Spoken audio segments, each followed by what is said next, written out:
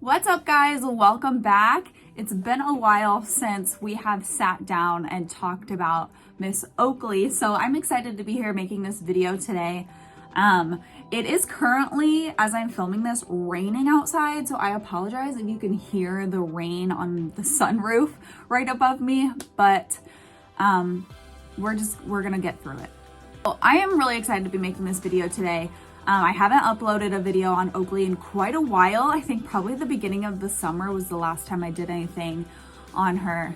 If you guys don't know the story of my horse Oaklee, I got her in January, and she originally came from an abusive situation, and I bought her from the girl that rescued her. So this summer, it hasn't really been focused on, getting Oaklee broke or anything like that. It's kind of been like the summer for her to come back around, to learn how to trust people again, and really get some one-on-one time with her, and, incorporate work here and there. So I haven't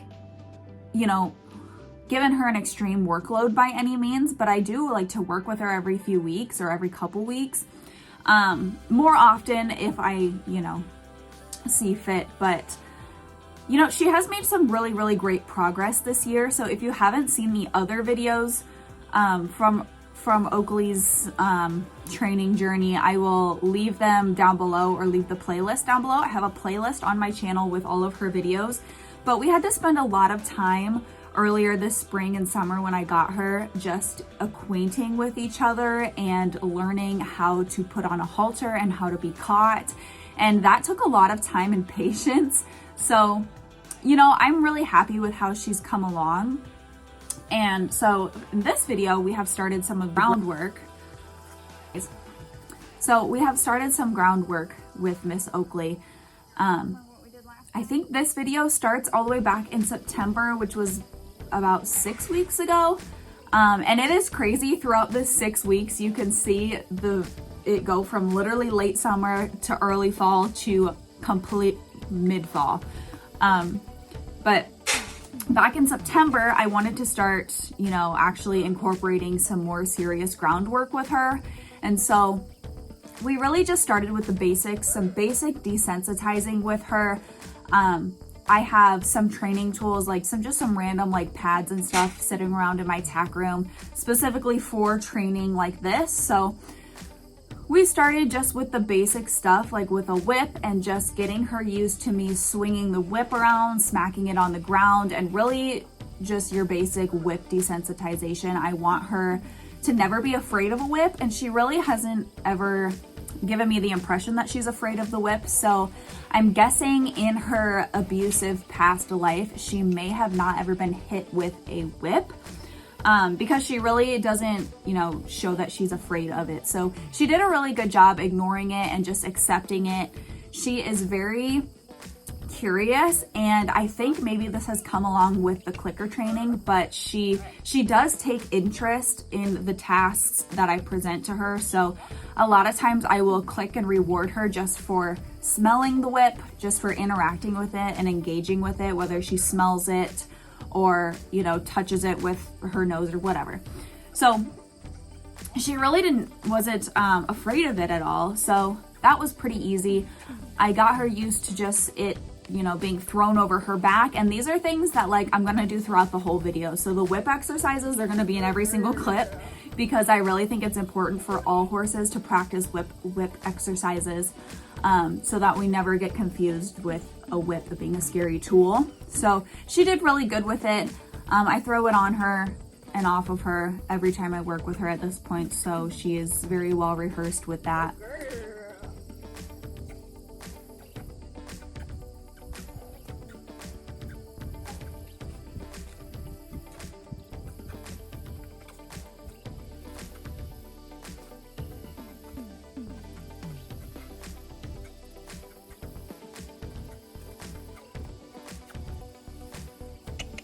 Girl.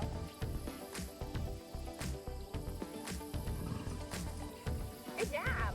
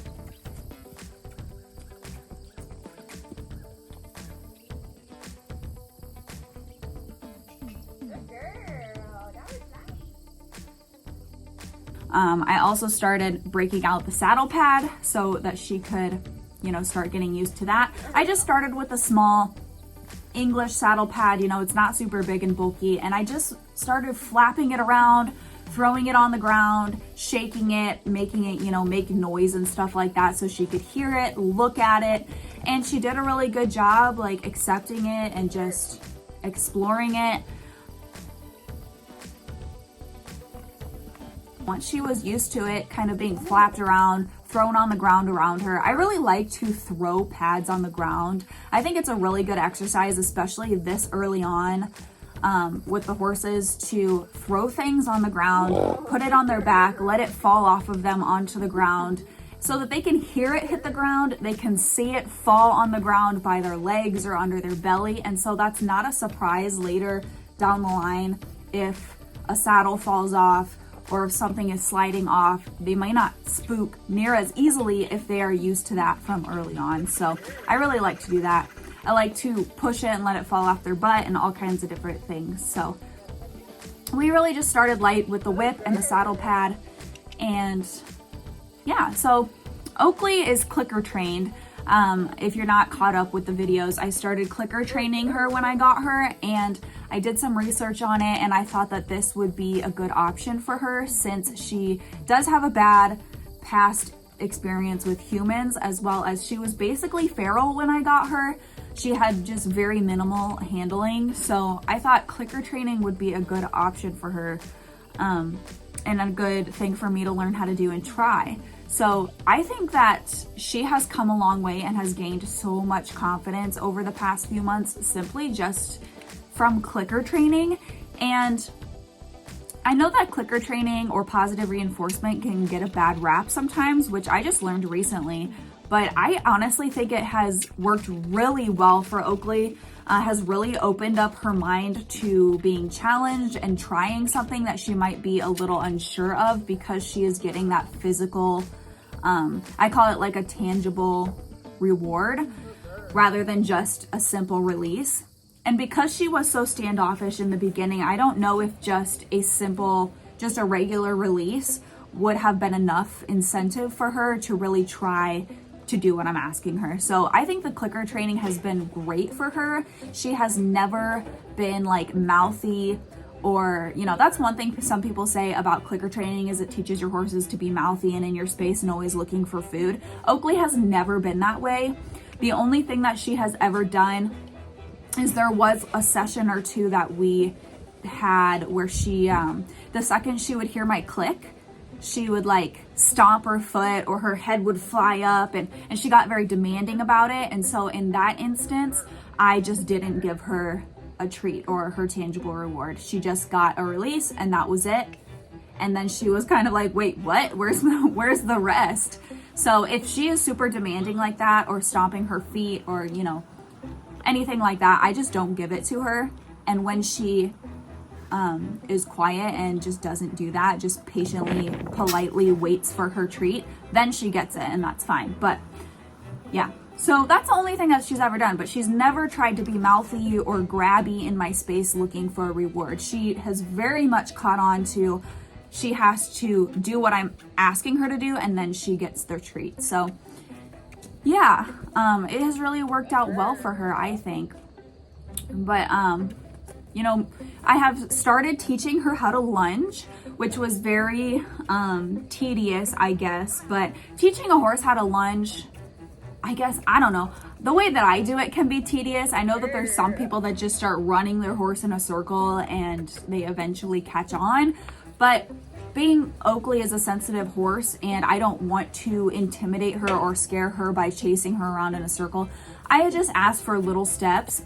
So I had my whip or my stick and string, whatever you want to call it, and I started just swinging it at her. And I had to be really careful with this because, like I've been talking about, Oaklee's clicker trained. So when she gets a reward and a treat, I go, like, I give her a click, and that's generally the sound of movement in the equestrian world. So I thought about it, like, how am I gonna do this? Because I can't just click at her to move, because she's not gonna know what that means.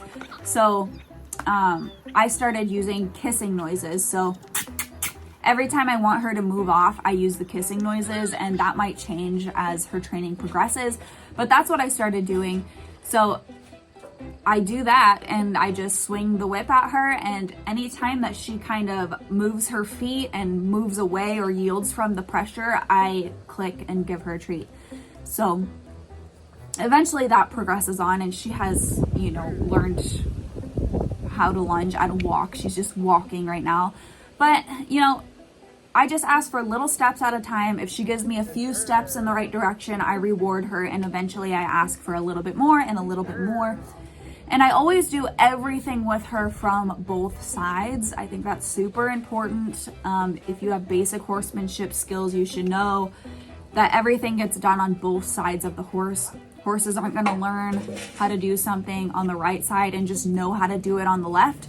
So everything I do gets done on both sides. Even if I cut it out and I don't show it on both sides, I'm doing everything with her from the left and from the right.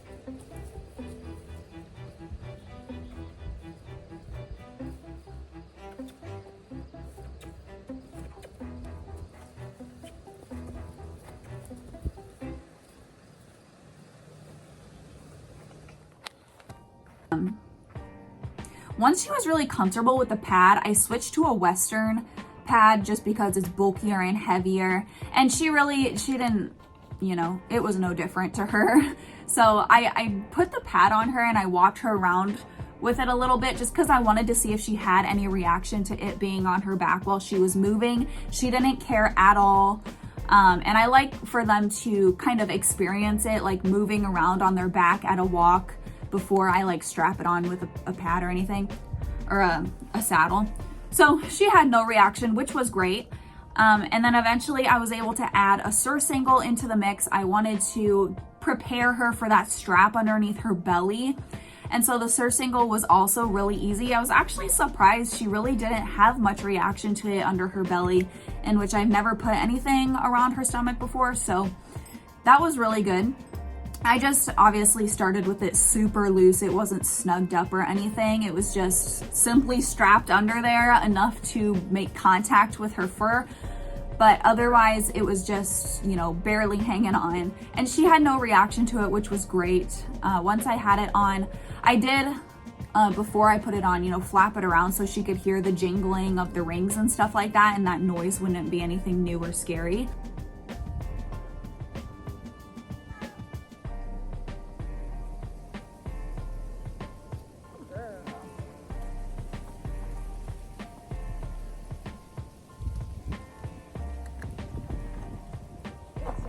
Look how cute you look. Girl, you can do it. Come on.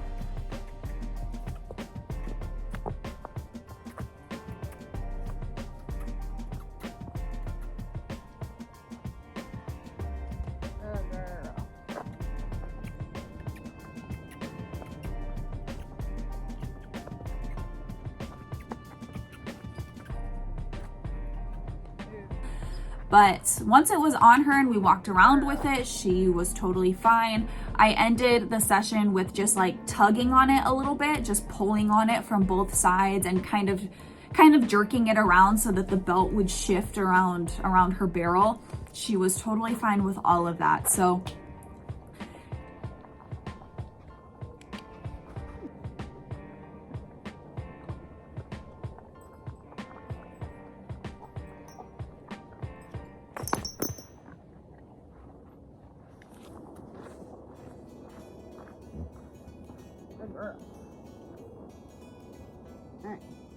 Move it. Move it. Move it.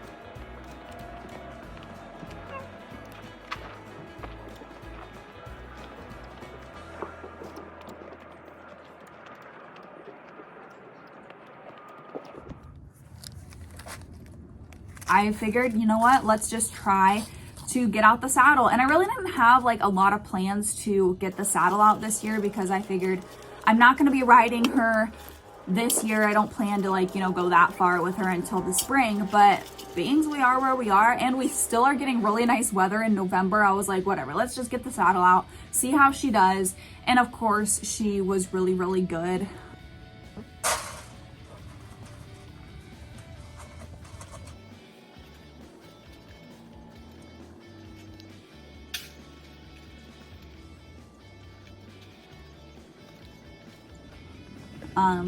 I started the same way that I've started with everything, right? So with the pad, with the surface angle, I start out by flapping it around, letting it hit the ground, jingling it so she can hear the noises.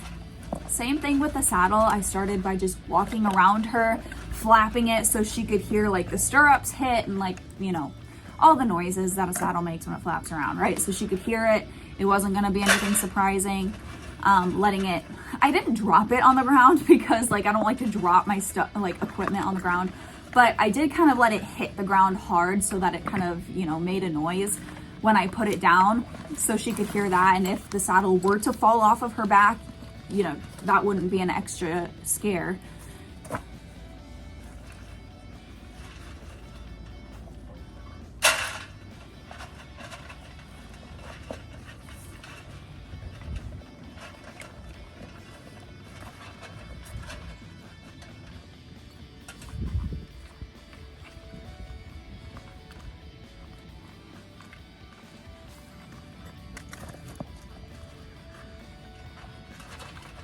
And just slowly I started tossing the stirrups onto her, just letting them hit her, and she paid no mind. So I went ahead and just set it on her back, and she didn't even bat an eye at it. I was like, what the heck? Has this horse been saddled before?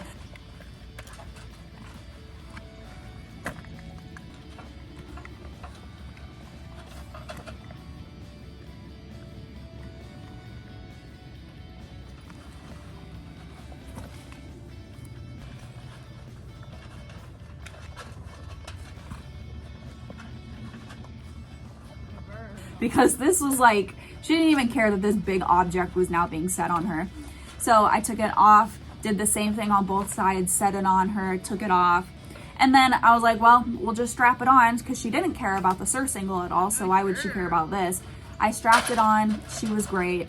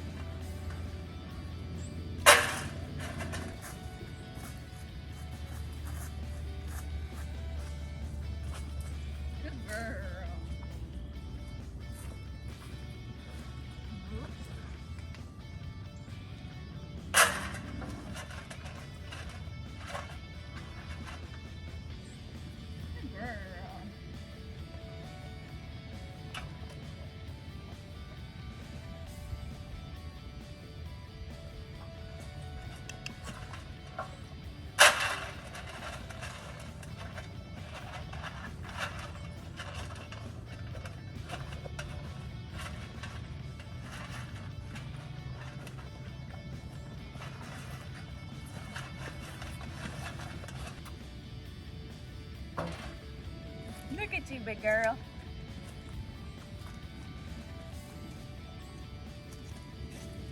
So her first saddling went super smoothly, and I'm really, really happy about that.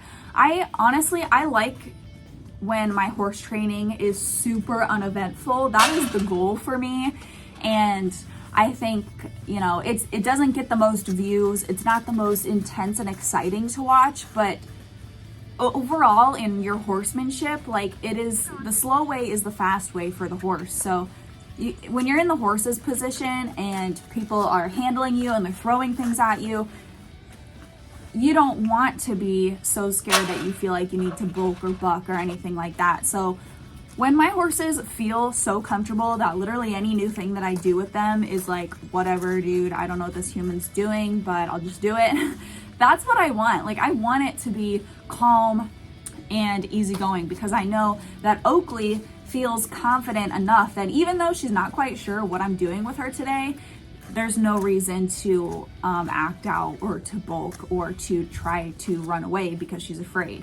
She is comfortable with what we're doing. She feels confident what I'm asking her, and she's willing to try something for me because she's gonna get a reward. And so that's the ultimate goal for me. I like it to be super uneventful. And that's what her saddling was. And so I was super, super proud of her for that session because she just handled it like a champ. And so I just made her lunge with it a little bit, walk around with it, get a feel for it, and then I took it off because, you know, that's about as far as I'm gonna push her. So overall, I keep our sessions with her fairly short because I don't wanna, you know, overwhelm her, although I think I could challenge her a little bit more. So in the future sessions, I don't know if this will be our last session before winter or not, but in the future sessions, hopefully her lunging is going to become a little bit stronger. Hopefully we'll get up to a trot, and we will work on tightening up that saddle a little bit. It was super loose, just like the surcingle. It was just wrapped around her belly, and that was about it. So we'll work on tightening that up, but overall, I'm really, really happy with how she's been doing lately. She's handled everything really well, and yeah, so hope you guys enjoyed this video. It was probably pretty long, so I apologize about that. It's probably long and boring because I do the same thing over and over again in each session, but if you're serious about training horses or, you know, desensitizing, anything like that, it's important to do those repetitive things, especially with a super green horse like Oaklee is, with minimal handling. When I get her out, we have a little bit of a routine and stuff that we can practice to really get her solid in those areas. So anyways, I'll stop talking your ear off now. I hope you guys enjoyed this video. Thumbs up if you liked it, and make sure to check out the description box down below. I've got my social medias down there, my Buy Me a Coffee where you can donate to this channel and the podcast to keep improving the videos. And I will see you guys in the next video. Bye.